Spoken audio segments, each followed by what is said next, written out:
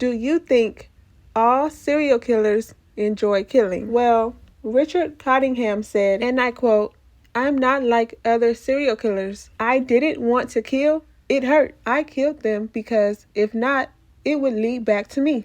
It was a matter of my safety, that's all. It wasn't that I enjoyed it," unquote. Richard Cottingham is known as the torso killer because he would cut the heads and hands off of some of his victims. He cut them off to prevent their identity from being known. Richard Cottingham was born November 25th, 1946 in the Mott Haven neighborhood of the Bronx in New York City. He was the first of 4 children. In 1964, Richard graduated from Pascagoula Valley High School in Hillsdale, New Jersey, where he was a member of his school's cross-country and track team. Growing up, he had a close relationship with his mother, but had a difficult time making friends as a teenager. In October of 1966, he became a computer operator for Blue Cross Blue Shield Association, where he worked until his 1980 arrest. At Blue Cross, Richard worked in an office. On May 3rd, 1970, Richard married Janet Cottingham at Our Lady of Lourdes Church in Queens Village, Queens. He had 3 children, 2 boys and 1 girl, with his wife. In April 1978, Richard's wife filed for divorce on the grounds of abandonment and mental cruelty. An example, he was refusing to have sex with her after the birth of their 3rd child, staying out until early morning and leaving her with insufficient household funds. He kept a locked room in the basement of his house. Inside of that locked room, police found several belongings and personal items of his victims, like jewelry, clothes, sex victims books where women were tied up on the cover. He also kept some of their items in his car. He said if his wife never divorced him, he never would have went crazy. Now, that's crazy. Richard was arrested on several lesser charges throughout his killing spree, such as drunk driving, shoplifting, robbery, and sexual abuse on prostitutes. He claims to have started killing when he was 17 years old. He said, and I quote, "The whole idea of bandage had aroused and fascinated me since I was very young," unquote. And he claims to have unalived more than 100 people. He often sought after prostitutes in their late teens to mid-20s. It's believed he has unalived people in Florida, Connecticut, New York, Pennsylvania, New Jersey, and Baltimore. We'll go over some of his victims, but not all of them because it's just too many. Not because some are more interesting or anything like that. They're all just as equally horrible and gruesome. May they all rest in peace, but we will just go over a few of them. We have to talk about Richard Kuklinski, known as the Iceman, because he was the one who led investigators to Richard in jail. He hated Richard Cottingham. See, the other Richard, Kuklinski, ran a burglary ring who also unalived 5 people. He was in jail with Richard Cottingham. He couldn't stand him. He hated him. He said, "What kind of an animal does these type of things to women?" So he snitched on him. He told an investigator that Richard ran an illegal gambling operation inside of the prison. He used to run football and baseball and all sorts of gambling through tickets, like an illegal lottery. That's how the investigator was able to get into Richard's cell and raid it. By finding all of that illegal lottery stuff in his cell is how the investigator eventually got Richard Cottingham to confess to some of his murders. The investigator ended up spending hundreds of hours between the years of 2004 and 2022 to get it out of him, though. This investigator's name is Robert Anzalotti. I have to put that in there because he was putting in work. Okay. It's suspected that Richard started his killing spree in or around 1966, but we're going to start off with how he gets caught, which is the case of Leslie Odell. In the early morning hours of May 22nd, 1980, Richard Cottingham picked up 18-year-old prostitute Leslie Ann Odell, who was soliciting on the corner of Manhattan's Lexington Avenue and 25th Street. He pulled up and told her, "Come with me, I'll give you money so you won't have to be a prostitute anymore." So she hopped up in the car with him and they checked into the Quality Inn Motel at room 117. Once they get inside, Richard offered Leslie a massage, so she got on the bed and rolled onto her stomach. Richard gets on top of her, straddling her back. He then takes a knife out and puts it to her throat. Then he puts a pair of handcuffs on her wrists and ankles so she couldn't run. He began torturing her, nearly biting off one of her nipples. He wanted her to lick him all over his body. Thankfully, eventually, she was later able to testify in court, where she said Richard told her, and I quote, "You have to take it. The other girls did. You have to take it too. You're a whore and you have to be punished," unquote.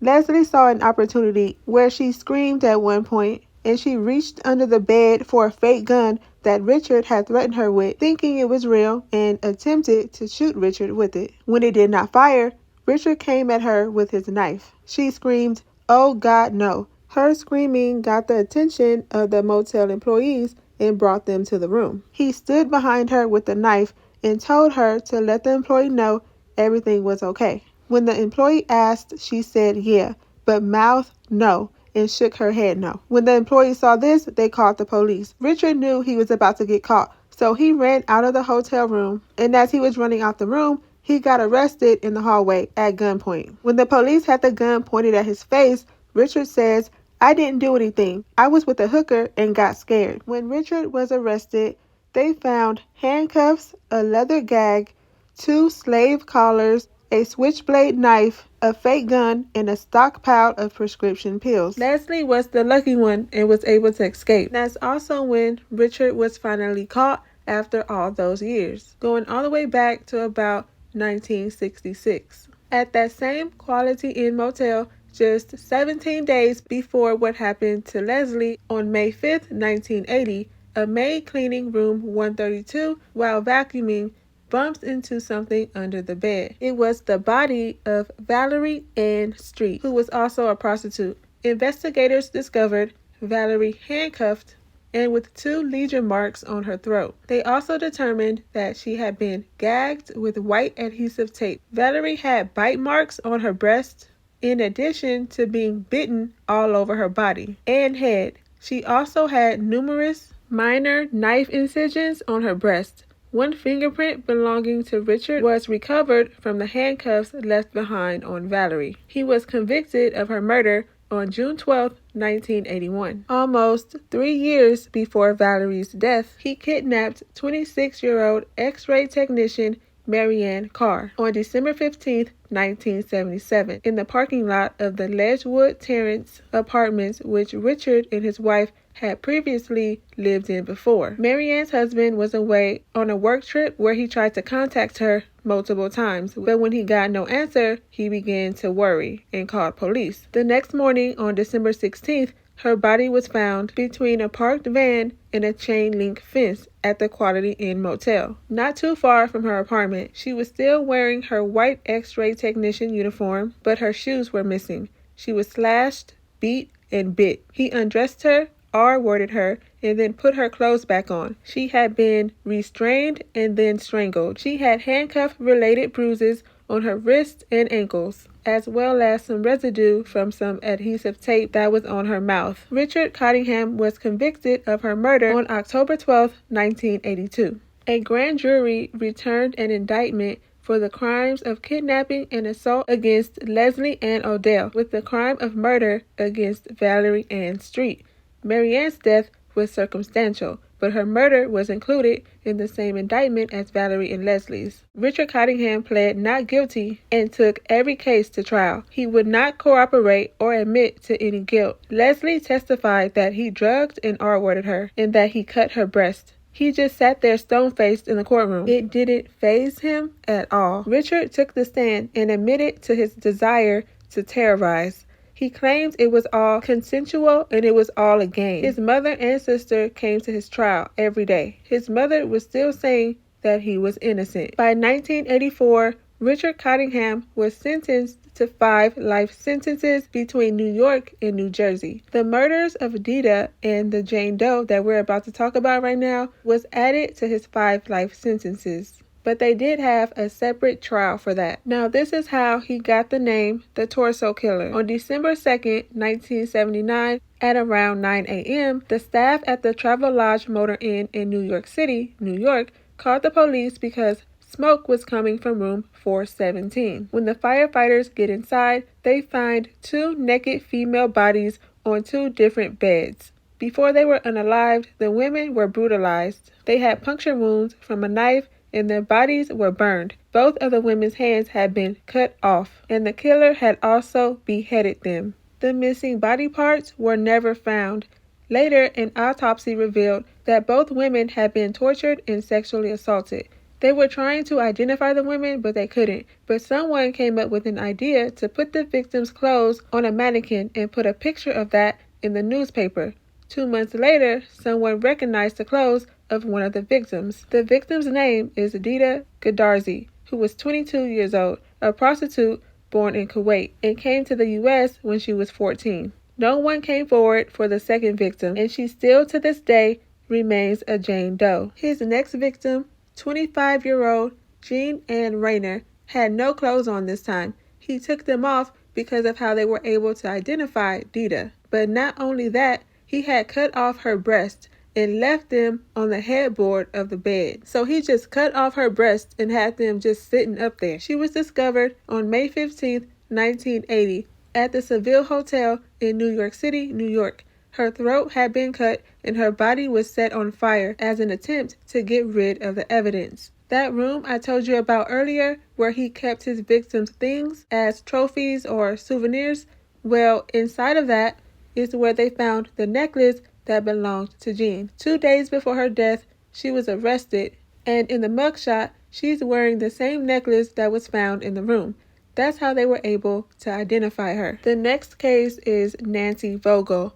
On October 28, 1967, around 2 or 3 a.m., Nancy's daughter noticed that her mom wasn't home, so she told her dad. Nancy's husband and her brother went to the police department to report her missing. The both of them drove around town searching for Nancy. She was missing for 2 days, but while walking home from Catholic school, a 6th grader at the time and her friend noticed a car they never saw before. So they decided to look inside, and when they did, they saw something that looked like a mannequin. But after looking more closely, they saw it was actually a woman who had been wedged between the back of the front seat on the floor. Her arms were tied and she was naked. So the both of them run into the house to call the police. When the police get there, they dust the car for fingerprints. The people from the newspaper went to Nancy's house and knocked on the door at the same time. Her son and her daughter were both inside with their grandmother, who was making them lunch. When Nancy's daughter opened the door, the news people say, "Now that you found out your mother is dead, how do you feel about it?" The 3 of them were shocked, and that's how they found out that Nancy Vogel had been murdered. She had been R-worded, beaten, strangled, and suffocated. The day she went missing, she told her family she was going to the Valley Fair shopping center in New Jersey. She was somehow acquainted with Richard. Richard later confessed to the crime, giving details. He told investigators she went to the Valley Fair and she had 2 bags of groceries in her trunk. Richard is heard on tape saying he met her at the Valley Fair food store in Little Ferry, New Jersey. They had a couple of drinks in the Holiday Inn, which is across the street. They were in her car and they drove to northern New Jersey to Montville. They drove to a wooded area in a cornfield. He described it as a forced consensual. He said, and I quote, "It was a forced consensual. She didn't have a choice. She was there alone with me. She didn't know what was going to happen," unquote. He says, "I believe I smothered her. I held my hand over her mouth and held her nose closed." He drove back to Little Ferry, left her there, and then got back in his car and left. He went to trial for this. His court date was August 25th, 2010. Because he confessed, they told him they wouldn't go to the press and that they would keep it out of the news. So they went to court late in the day. There was barely any people there, and it was around 4:30 p.m. Richard requested this because he didn't want his kids to know how much of a monster he is. That's wild. They did him a favor mainly because they wanted him to confess to more murders. They told the judge, Donald Venetia, to make it quick. The plea, sentence, done. But the judge didn't listen. He chewed him up and spit him out. He called him a despicable human being. He said, "When you end up wherever you end up, I suggest you dress with light clothes, 'cause it's usually pretty hot where I think you're going. He said the devil is in the courtroom, then made him turn around and apologize to Nancy's 2 kids in the courtroom. Richard turned around and said, I am very sorry for the pain I've caused you. I really mean that. At this point, he was already in jail for life. It was just a matter of getting justice for Nancy's family. Richard had the audacity to throw a tantrum because the judge went in on him, saying, I'm not confessing to anything else, and that he felt like a freak show. Let me know your thoughts on that, because that is just out of this world. Eventually, he later confessed to more murders by making investigators buy him food packages and TV Guide subscriptions, and he would request certain foods. They were trying to get these confessions out of him between 2004 and 2022. Richard was just milking them for everything they had. After Richard got enough of what he wanted, he would confess to more crimes. One day, he starts saying how he really remembers this girl because she reminded him of an actress he used to watch while he was in jail called Roswell. The actress he was talking about was Sherry Appleby. He said he could never forget this killing because she reminds me of her so much. He says he picked her up at a bus stop in Hackensack. So investigators go back and they start looking through the pictures of potential victims and figured out that he was talking about Irene Blaze. She was 18 years old. She was reported missing on April 7th, 1969. On April 8th, she was discovered face down in 4 feet of water in Saddle River, New Jersey. At first, police suspected Irene's boyfriend as a suspect at the time, and because of that is why Irene's family didn't allow her boyfriend to attend her funeral. Richard later confessed on tape on Friday, June 20th, 2014, that he saw Irene inside of Sears buying a scarf and that he followed her out down Main Street for about 15 to 20 minutes. He said that she was window shopping and that made it hard for him because he kept having to stop and hide. He followed her to the bus stop. They began talking and she agreed to have a drink with him. They take his car because it was already parked there. They had 2 drinks at the Holiday Inn in Little Ferry. Richard and Irene had pizza. He actually said to investigators that her last meal was pizza. After she ate, she wanted him to take her back to Sears, but he didn't want to. So that's when she got scared. He pulled the car over, then grabbed her. He said, I knew she was mine at this point. He took the scarf that she just bought and tied it around her hands. When he was asked if he forced sex on her, he said, I don't force women to have sex. I just told them we're going to have sex and that was it. Irene had puncture wounds, but no cut. The purpose was to just give them a little zing because he says it keeps them in line. He strangled her with her stockings, then kicked her down an embankment. He heard a splash but wasn't sure if she went all the way into the water or not because it was too dark outside. He said, I wasn't going to see, so I just left her there. And that's how Irene was found. There was a witness at the bus stop that said the man she was with kept pulling at his earlobe. Richard admitted that's what he does when he gets nervous. On July 15th, 1969, a man walking his dog finds the body of 15-year-old Denise Velasca just a few feet from the road in Saddlebrook, New Jersey, on Old Hook Road. She was headed to see her boyfriend. She played field hockey and basketball. He said he saw a young lady on the side of the road hitchhiking, and hitchhiking was very common during that time in the 60s. She told him where she was going, and he said he'd take her, but he never did. He takes her to St. Andrew's School, the same school he used to go to. He says he took her there to mess around and to have sex with her. And he said with his whole chest, and I quote, she seemed new at it, unquote. He forced her to have oral sex and told investigators, well, she wasn't very good at it. She didn't know what she was doing. She wasn't experienced. She started crying. He says, she seen my face, so I decided I had to get rid of her. So he drove her again to an area he was familiar with, pulls to the side of the road by the cemetery, pushed her over the seat, then he goes back there himself. That's when he strangled her with the crucifix she was wearing around her neck. He strangled her, then R-worded her. He dragged her body out of the car and disposed of her body like it was nothing. He said after he just did that to her, he went back into the city and got something to eat. Jacqueline Harp disappeared on July 17th, 1968 in Midland Park, New Jersey. She had just finished band practice with the local school. She was the flag holder. She was dragged into an alley and murdered. Richard said he was leaving a place he called the Root Beer Float when he saw this girl walk past. He remembers this because she had this short haircut, so she looked different from the others, and she had on moccasins with no socks. On June 1st, 2017, he confessed on tape that he offered her a ride, but she said no. After she said no, she thought he left, but he was still following her. He tried talking to her, but she wouldn't talk back. He said he grabbed her and pulled her into a lot, where he tried to R-word her, but she fought back. He was able to hold her down and strangle her. The next morning, on July 18th, her body was discovered. She had been beaten in the face and had been strangled with the leather strap from her flag string. That was a part of her uniform.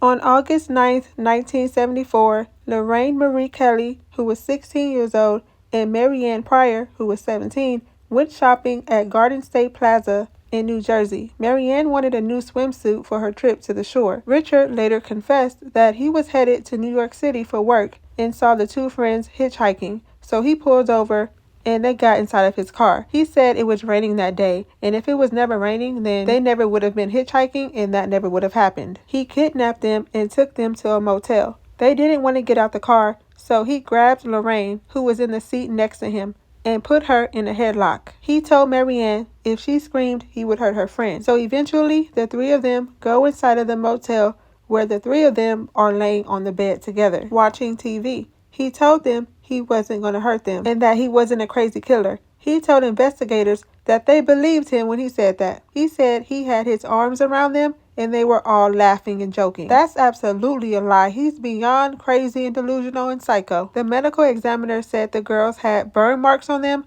but Richard said he doesn't remember doing that. He tied them up at night when he was ready to go to sleep. He tied the both of them together by their hands and legs. He would tie a hand to a leg and a leg to an arm, and so forth. He tied them in a way where they couldn't move an inch, but he claims they weren't scared. Okay. The morning of the second night, he took their life. He tied Lorraine's hands behind her back. He had already filled up the tub. He brought her into the tub and faced her in the tub face down. He then sat on top of her. He struggled for about 4 or 5 minutes to hold her down because she was fighting for her life, but then she unfortunately died. He did the same to Marianne. Richard said it wasn't a violent episode, she just couldn't get up. After he unalived them, he dumped the bodies into the woods nearby. Regarding this case, Richard told investigators, "I can give you details about a murder that even fooled the medical examiner. It never showed that they were drowned, but they actually were." He says it's because they were left outside in the hot summer sun for a few days,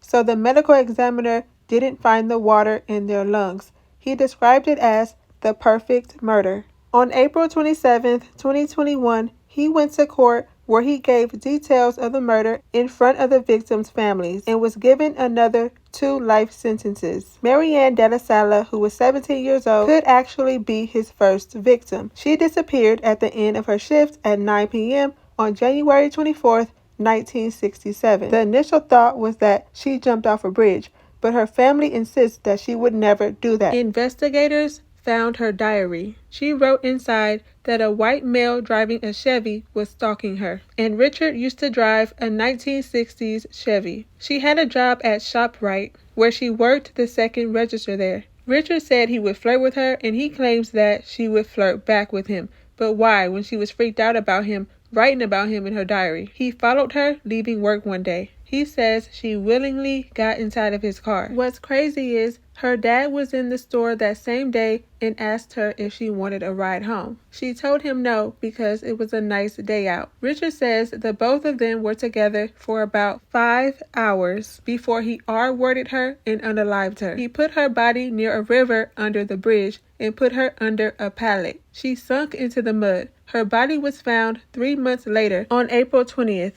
in the Passaic River in Hawthorne, New Jersey. She had been R-worded and strangled. Because he confessed to this, it was enough evidence to charge him. In December 2022, Richard Cottingham confessed to the murders of Mary Beth Hines, Laverne Moy, Sheila Hyman, and Maria Nieves. Richard Cottingham is still in jail to this day at Southwood State Prison in Bridgeton, New Jersey, serving all of his life sentences with multiple health issues. He's still kicking, unfortunately. Let me know your thoughts about this down in the comments so we can talk about it. And if you haven't already and want to see more videos like this, don't forget to like, comment, and subscribe.